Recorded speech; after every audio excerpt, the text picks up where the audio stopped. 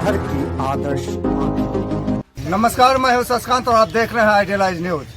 जैसा कि बिहार में सियासती गर्मी चल रही है, अभी कुछ दिनों से उठापटक चल रहा था और कुछ दिनों से उठापटक चल रहा था।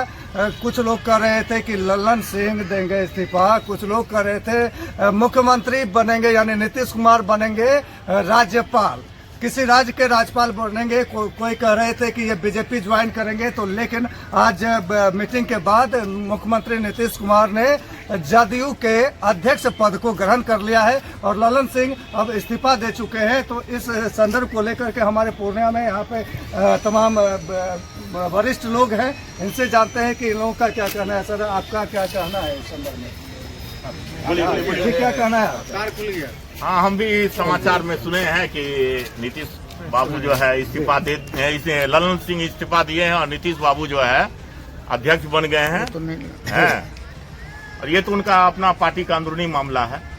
उनका पार्टी का अंदरूनी मामला है। आप महागठबंधन के शुभचिंतक हैं, जैसा कि उस दिन मैं बात कर रहा था तो ये पता चल रहा था महागठबंधन के शुभचिंतक है। आपको क्या लगता है कि महागठबंधन में सियासी उठापटक चल रहा है? क्या नीतीश बाबू फिर से ज्वाइन कर लेंगे बीजेपी? नहीं, नीतीश बाबू नहीं जाएंगे और बीजेपी वाला उनको लेगा भी नहीं। बीजेपी वाला उनको लेगा भी नहीं। आप जानते हैं कि बीजेपी वाला ने दरवाजा बंद कर दिया है। हाँ, बीजेपी के बहुत नेताओं का पूरा विरोध हो रहा है उस समय से कि नीतीश बाबू का रास्ता बंद हो चुका है हमारे लिए।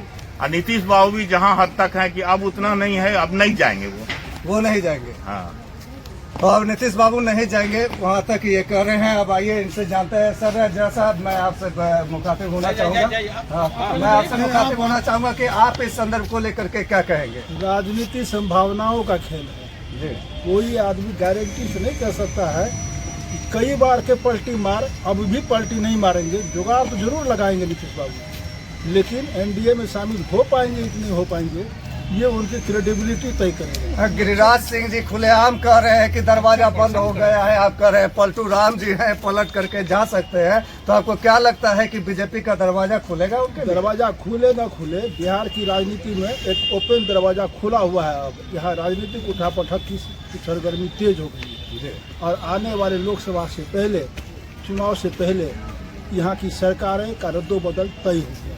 सरकार बदलना तय है। इनका कहना है कि सरकार बदलना तय है। अब जो बिहार में सरकार आएगी, विधानसभा चुनाव के बाद जो सरकार आएगी, तो संभवतः इनके अनुसार बीजेपी की सरकार आएगी। तो सीनियर सिटीजन भी है, सीनियर सिटीजन से मैं जानना चाहूंगा कि ये क्या कुछ करेंगे। सर, आप इस संदर्भ को लेकर के क्या कहेंगे? मैं पकड़ लेता हूँ। अप्रत्याशित परिवर्तन एक अनहोनी यहाँ के लिए नहीं माना जा सकता है।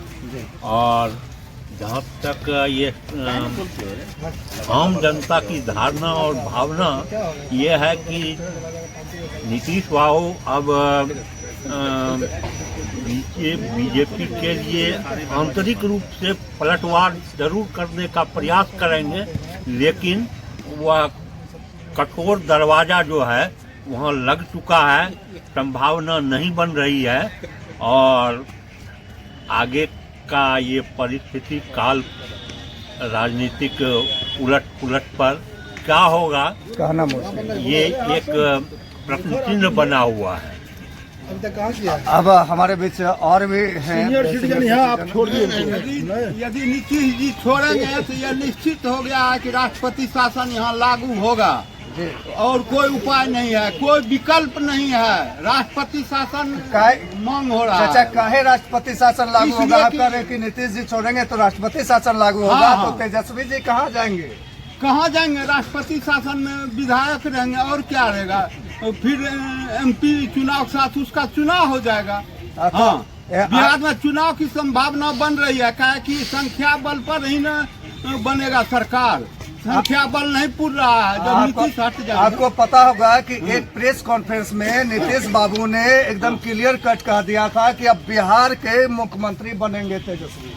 तो आप कह रहे हैं राष्ट्रपति शासन लागू होगा? कहने के लिए कुछ होता है, देखने के लिए कुछ होता है। हाथी का दांत अंग्रेज गया, 2 खंड में करके गया, इंडिया को 2 खंड करके गया। उसी तरह नीतीश जाएंगे तो बिहार को 2 खंड में कर देंगे। दो खंड में दो नहीं हाँ, क्या कर रहे हैं सर, बिहार को 2 खंड नहीं कई खंड में करेंगे। हाँ, तो क्या इस संदर्भ में आप क्या कहेंगे कि आप कह रहे हैं कि बिहार को कई खंड में कर देंगे, कैसे आप कह सकते हैं?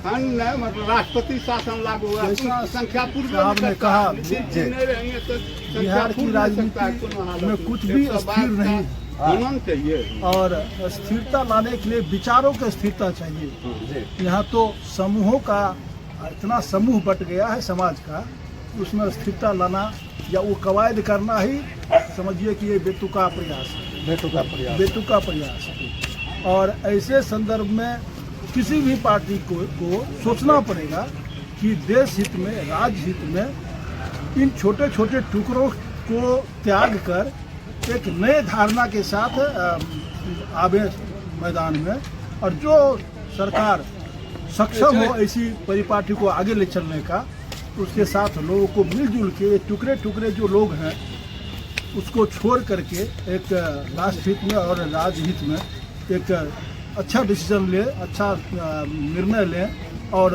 उसके बाद समर्थन करें। तो ऐसे सूरत में हम लोग देख पा रहे हैं कि नीतीश जी आज के डेट में खड़े नहीं उतर रहे हैं, समय की जो डिमांड है उस पर खड़े नहीं उतर रहे हैं। राजधर्म और राष्ट्र धर्म दोनों में ही वो पिछड़ गए। आपको क्या लगता है कि 2024 के बाद जो चुनाव होगा, विधानसभा चुनाव, उसमें नीतीश जी का सरकार बनेगा या महागठबंधन का सरकार बनेगा या फिर कोई नई सरकार बनेगा? ये तो लोकसभा का चुनाव दिशा देगा। लोकसभा का चुनाव जो होगा उसमें जनमानस की क्या सूरत बनती है या उसकी क्या एक धारणा बनती है, उसके निर्णय के बाद ही आगे वाले विधानसभा का रुख तय हो पाएगा। तो आपने देखा कि बिहार की सियासी उथल पुथल हो चुकी है और आज नीतीश कुमार ने जो है पद भी ग्रहण कर लिया है जदयू के अध्यक्ष पद के रूप में, और ललन सिंह ने त्याग भी दे दिया है, इस्तीफा दे दिया है। और उसको लेकर के हमारे पूर्णिया के जनता क्या विचार दे रहे थे ये आप बखूबी देखें, और आपसे आग्रह है कि आप हमें लाइक, सब्सक्राइब। नमस्कार, मैं बॉलीवुड एक्टर और प्रोड्यूसर रवि सुधा चौधरी, और आप सभी दर्शकों से गुजारिश है कि आइडियल आई न्यूज़ के चैनल को आप लाइक करें, सब्सक्राइब करें और शेयर भी करते रहें हर नई वीडियो को। तो इसी आग्रह के साथ बहुत बहुत धन्यवाद। उम्मीद करता हूं कि आप मेरी बात का मान रखेंगे।